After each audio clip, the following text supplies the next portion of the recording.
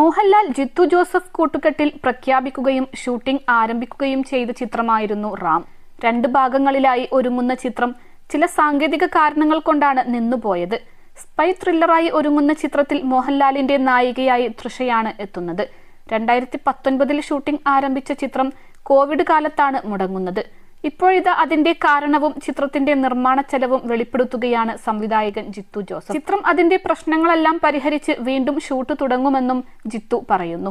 ചെറിയ ചിത്രമല്ല, 2 ഭാഗങ്ങളും കൂടി ഏകദേശം 140 കോടിക്ക് മുകളിൽ മുതൽ മുടക്കുണ്ട്. അതുകൊണ്ട് വലിയ ഫൈറ്റൊക്കെയുള്ള പടമാണെന്ന് ധരിക്കരുതെന്നും ജിത്തു പറയുന്നു. റാം 2 രാജ്യങ്ങളിൽ ഷൂട്ട് ചെയ്യണം. ട്യൂണീഷ്യയിലും ഇംഗ്ലണ്ടിലും. അവിടുത്തെ കാലാവസ്ഥ ഒത്തുവരുമ്പോൾ ഇവിടെ അഭിനേതാക്കളുടെ ഡേറ്റ് ഒത്തുവരില്ല. ഇങ്ങനെ അനവധി ഘടകങ്ങൾ ഒത്തുവരണം അതിന്റെ ഷൂട്ടിങ്ങിന്.